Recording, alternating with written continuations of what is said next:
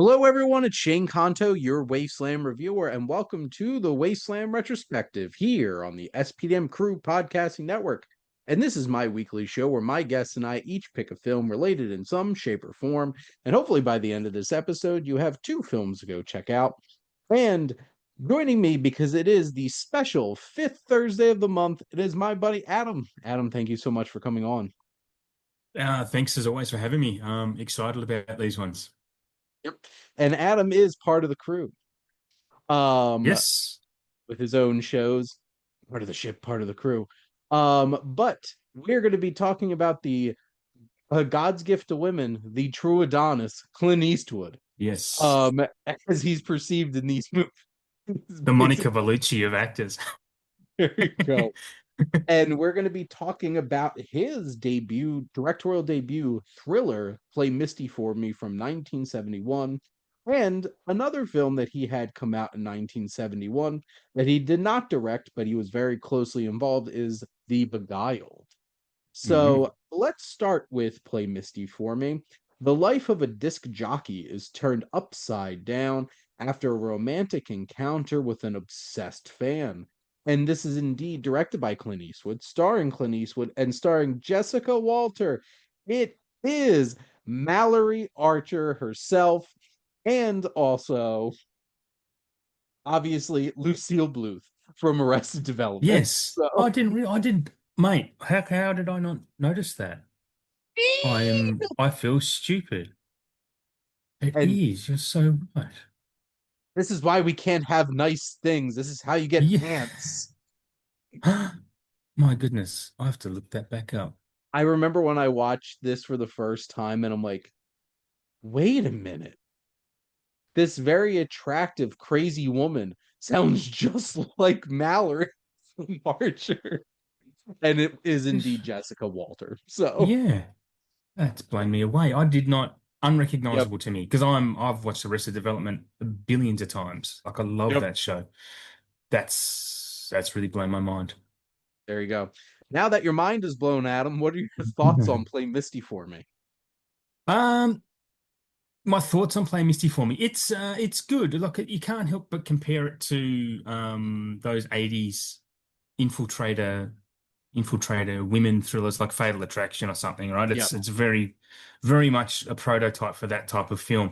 yep. Um, yeah, as you kind of alluded to at the start, like both of these films have the running theme that Clint Eastwood is God's gift. Like he's He's an Adonis, Adam. We just the have to most, admit yeah, the most it. desirable guy on the planet. Completely, women are just smitten for him for no reason whatsoever. um, I'm gonna confirm something, Adam. I talked to my mother.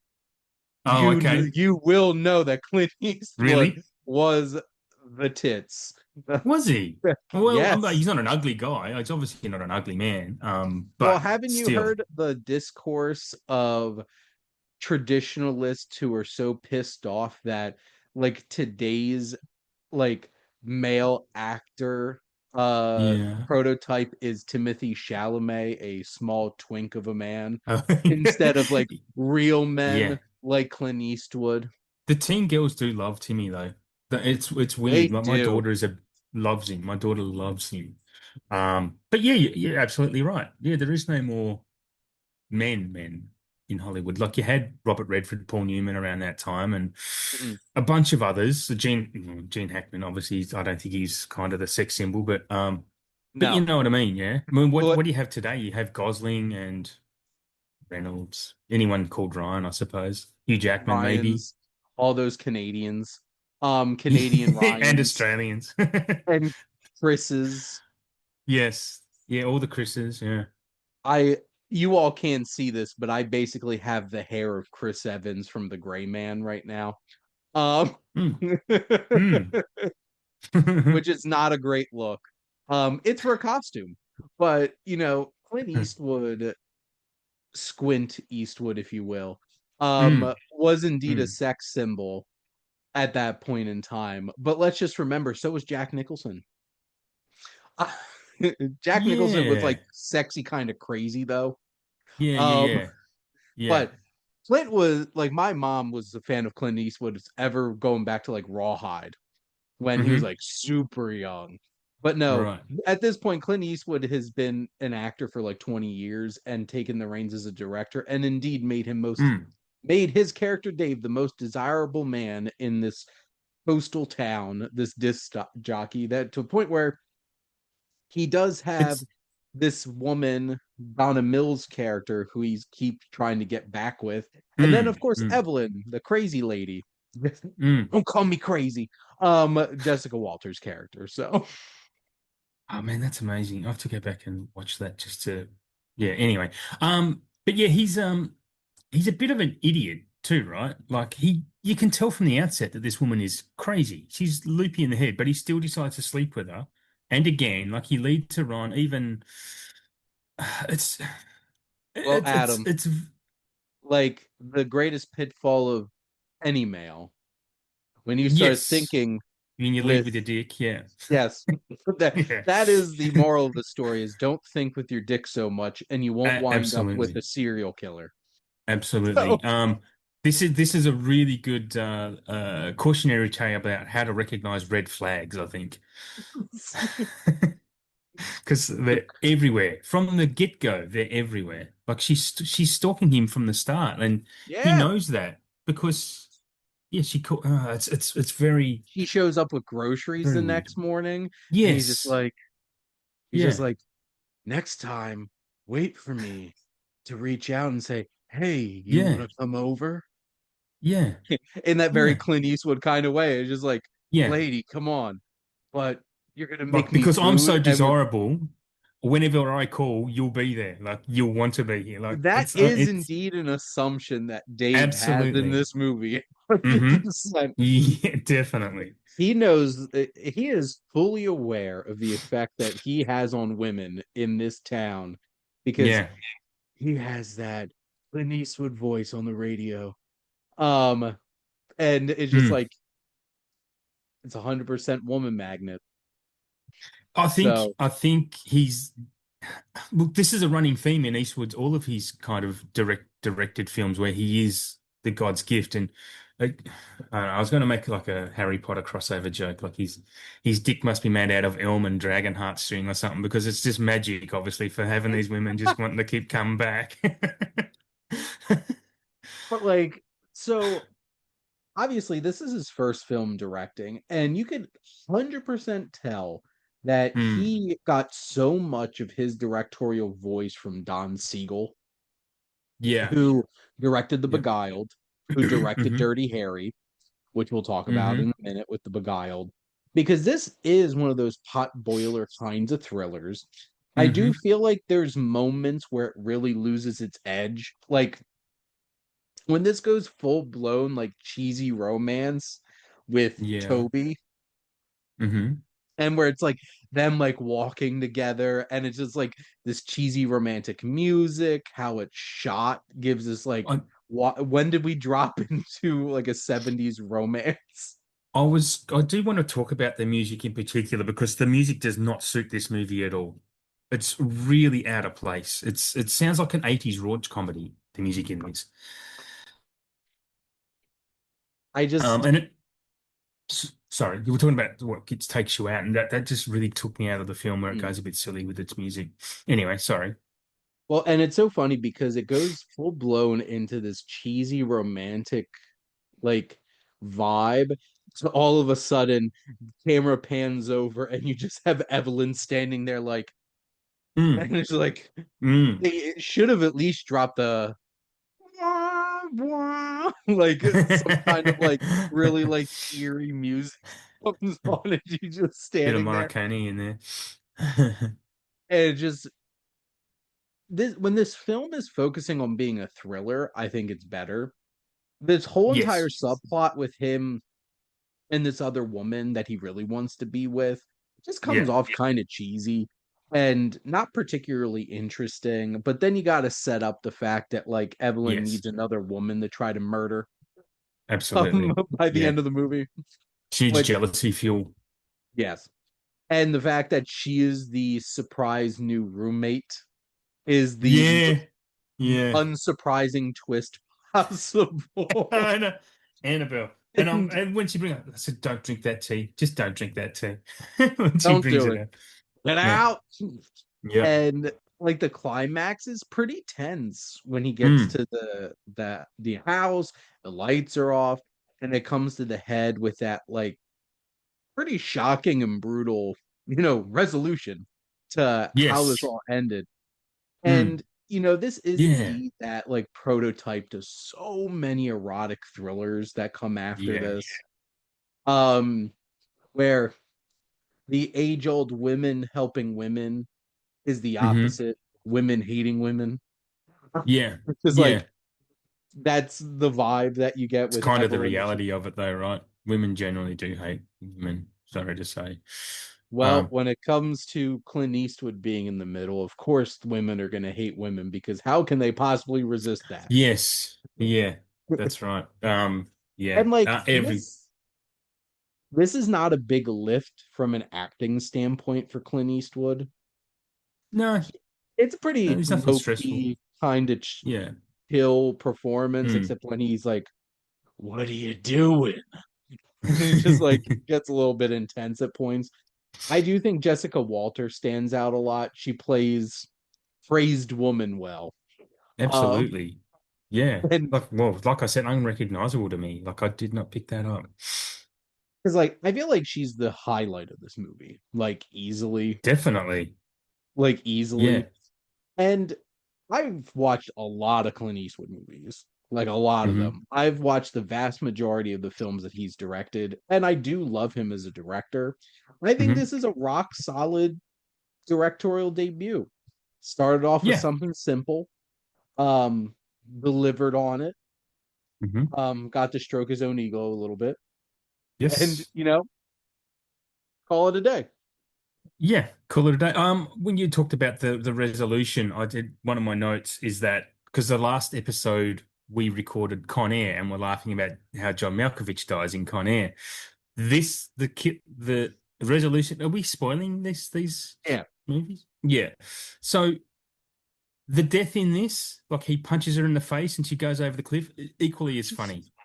After everything in the movie, it Well, just broke so much tension, and I was just cackling, like, this is great. Like how it's really and bizarre. you're half expecting a shot to be like, there's no body down there, but no, there is Yeah, indeed a body on the rocks, and yeah, you're just like, oh damn, she's dead. yeah.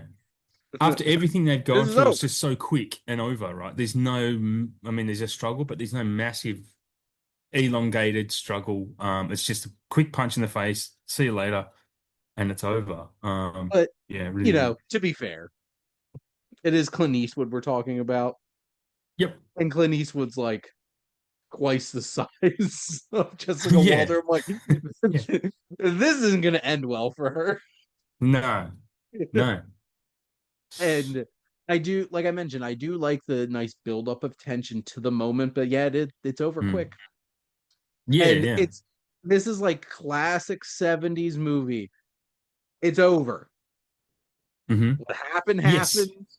She's Yes. dead. They're together. Boom. Credits. Out of here. Absolutely. No epilogue. I love that. Yeah. We don't need anything else. No. Evelyn's dead, and Dave and Toby are together. It's like, what else do you need? There's Happily no ever more after. explanation. Mm. No more explanation Absolutely. here. But Adam, do you have any other thoughts before we wrap up Uh, talking about Play no. Misty for Me? No, other than the fact I did really like it. Some of the comments I've made probably sounds like I didn't like it, but I do. Like it's well worth watching. It was a lot of fun. Like you said, it's a good prototype, and especially for its time, I'm not aware of many other thrillers like this around that time, that era of film. Yeah, like I said, it was a bit of a prototype. I'm just rambling now. Well, Watch there you it. go. Watch Yeah. it. Next up, we also have a 1971 film from Clint Eastwood, but this one's directed by Don Siegel, his frequent collaborator, and this is The Beguiled, also remade by Sofia Coppola.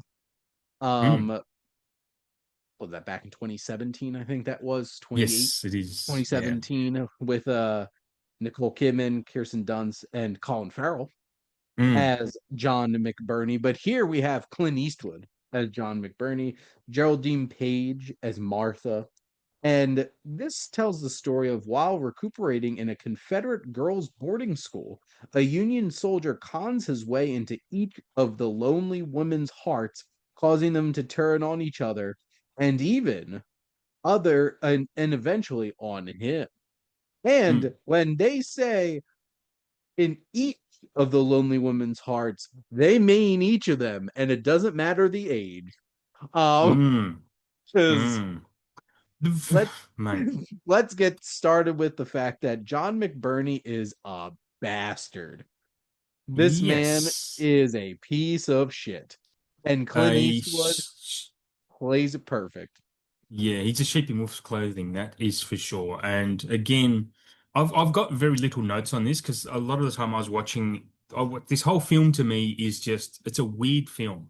It I've is. not seen this. I've not seen the Coppola one. And I really want to watch it because I do love Colin Farrell. Um, but my very first note, because it's really early, is that you're old enough for kisses, and I'm like, what the fuck? Like this girl's 12 at most, so like. And it's not like it's a pat, like a full-on pash or a snog. Like it's just a kind of a peck on the lips, but it's still fucking. And it's again, this is another infiltrator movie. Like he infiltrates this Yeah. school, really just to look after himself. Yes. Obviously, he's what do they call them? Confederates and what? Yankees. He's a Yankee, Yes, he is a courting Union courting soldier. enemy land. Yeah. This Um, movie giving the North a bad name. Um, Yes, yeah, yeah. Didn't I say that at the very start when they were carrying him in, like you can tell he's a Yankee if you pull down his pants instead with because they've all got tails. Because that was obviously the propaganda. Did you hear that recognize it at the start when the girl said that? it's like, wow, propaganda in American politics back in the 1860s. Yeah, Not much some different things than never today. change. Some things never So, change. Yeah. this is a fascinating film. Mm. And it is a very different vibe than the Coppola film, as you could probably imagine. That Sofia Coppola is Yeah. not going to take the same approach as Hmm. provocateur Don Siegel. Um, because like Don Siegel had been making like he made the 50s Invasion of the Body Snatchers. So like he had been directing back in the Mm. 50s. But it's Dirty Harry and stuff like this that is so raw and visceral. And this is Hmm. where Clint Eastwood gets a lot of his directorial vision from is Don Siegel. Hmm. And it is visceral, it's brutal. This movie does not pull punches. Like the editing No. and the cinematography is very like in your face. I Mm. love an editing moment where he's describing how he got into the situation that he was in, but then it keeps cutting to what actually happened, which is the complete opposite of what he was saying. Mm. And that whole scene just really captures who John McBurney is. He is Yeah. a grifter. He is Yes. trying to get through this. And yes, he will go as far as trying to seduce a little girl and Not trying, he does. tricking her into thinking that he's in love with her. And Yeah. this poor little girl buys into it because it's a bunch of poor, lonely girls in this boarding school in the middle Mm. of this plantation in the South. And you have the older young woman of the group who's helping Yeah. out, who is just desperate to get out of there, and he plays on her. And then he plays on the teacher, Martha, the whole situation too, which Yeah.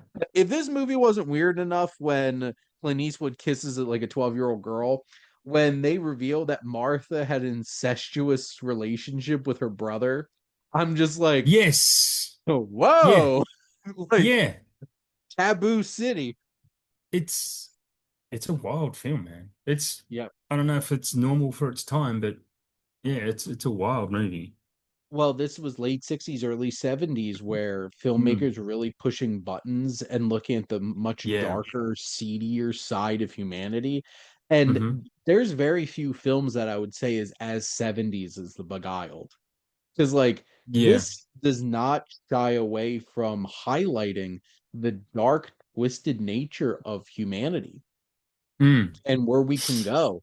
Because McBurney is somebody who pries upon the insecurities of people and plays with them. He's even a little Yeah. flirty with their slave Yes. Yeah, and definitely. playing that up too.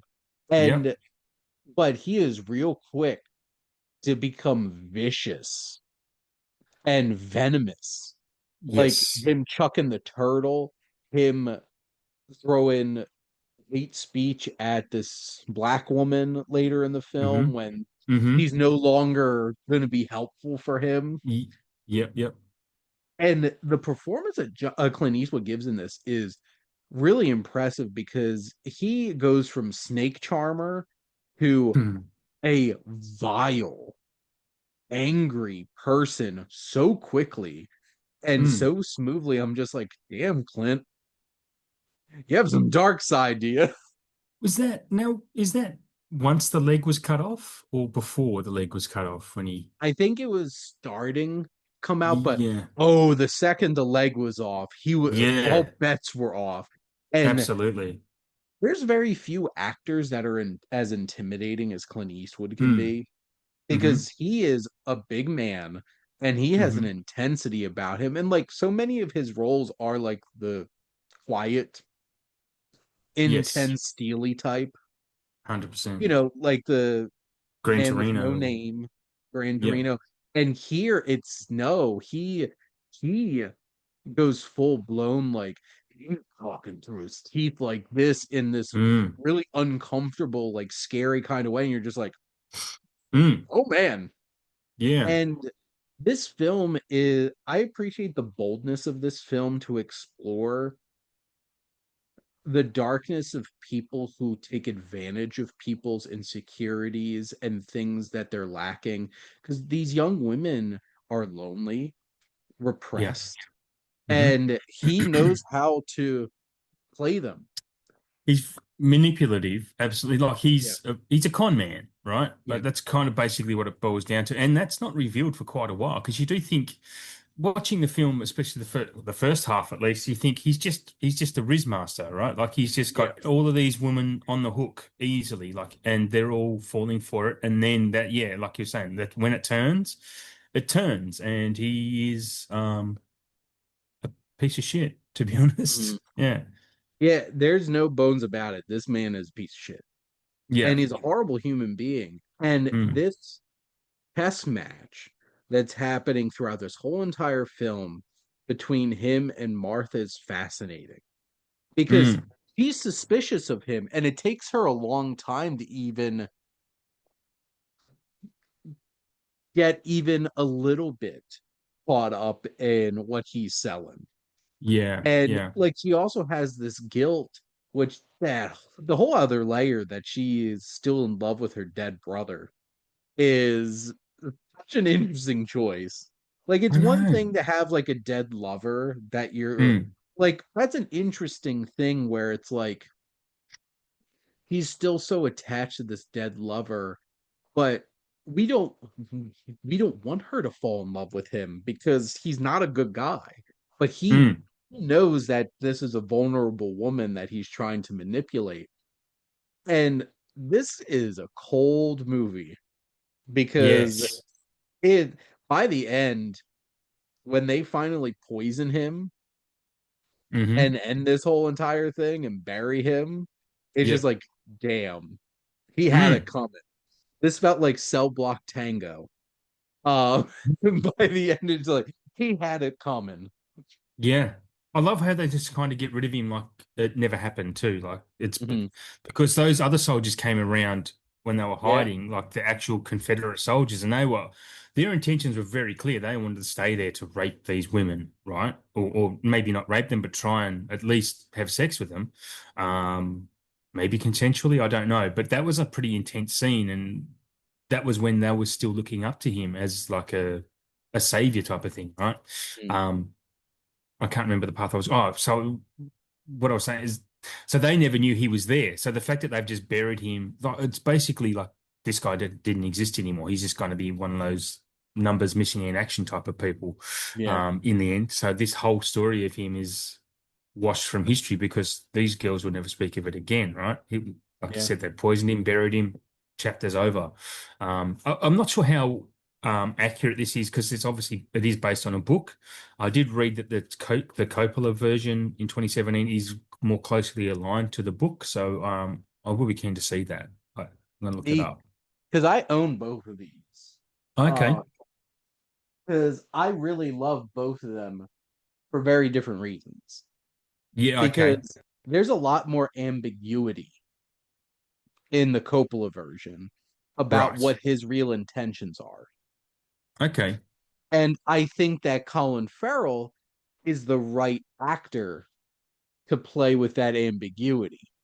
Ah, cool. I like that. Clint Eastwood is not the kind of actor that's going to be playing with that ambiguity very well. Mm, Like, I yeah. think that this is the perfect approach to the story that they were trying to tell of this con man trying to grift. And the cast is fantastic too, in that because it's Nicole Kidman, Kirsten Dunst. I think some of the younger actors are some familiar faces too. But like Colin Farrell brings a very different kind of vibe than Clint Eastwood does. And also it's a gorgeous film because like Sofia Coppola Yeah, has such a Coppola. great Yeah. eye. This is Yes. not a gorgeous looking film. This is down and dirty It's and gritty. gritty.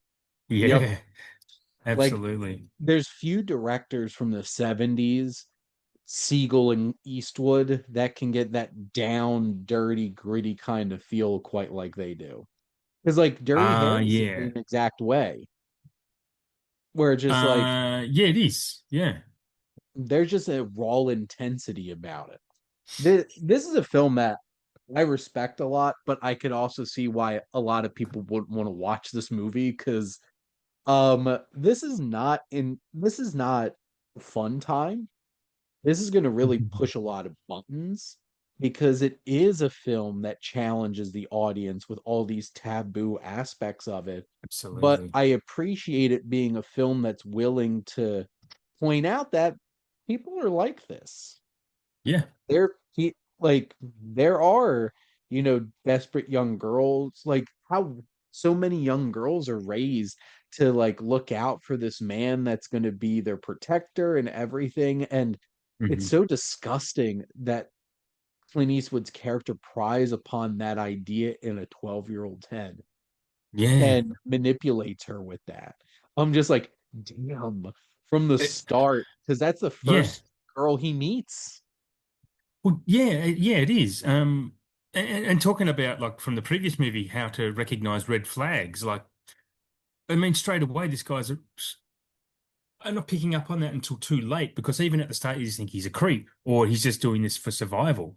Um, but in the end, yeah, he's a nasty, nasty man, right? Like he's because you kind of even the movie kind of makes you think you're on his side because he's injured. These ladies have Yeah, taken him in. You just think and obviously because he is a Union soldier, he's on the yes. right side of history, right?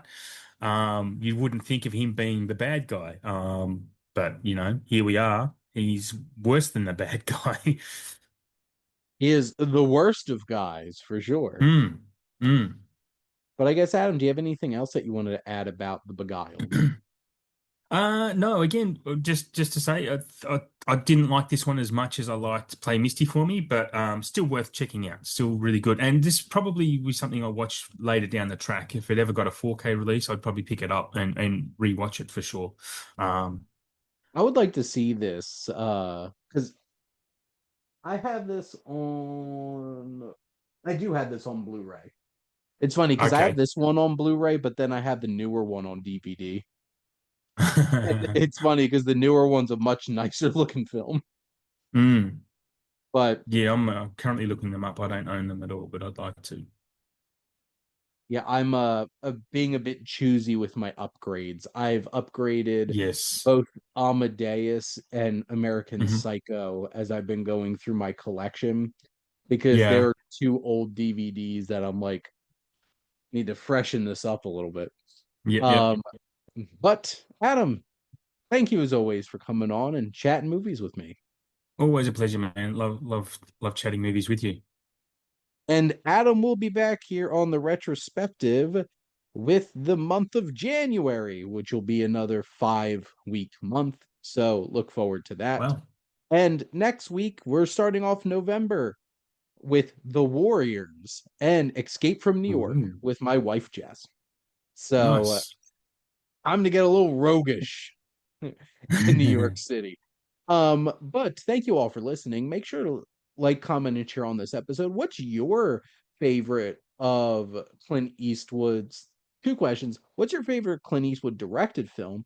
And what's your favorite Clint Eastwood performance? A couple interesting things to think about. And make sure to Hmm. follow or subscribe wherever you listen to your podcast. The SPDM Crew Podcasting Network is ever expanding. We have so many great shows, whether they're hosted by Adam, myself, our buddy Hmm. Luke, our fearless leader Mike Hilty, or plenty other people here, part of the crew, whether it's movies, television, sports, Tolkien, trivia, all different types of stuff to pique your fancy. And if you want to join the crew, whether as a guest on one of these shows or start your own podcast idea, make sure to reach out to us on our website. And if you like our logo, check out HiFlyer Creative for all your digital marketing needs. But most importantly, thank you as always for tuning in and supporting the Wasteland Retrospective here on the SPDM Crew Podcasting Network.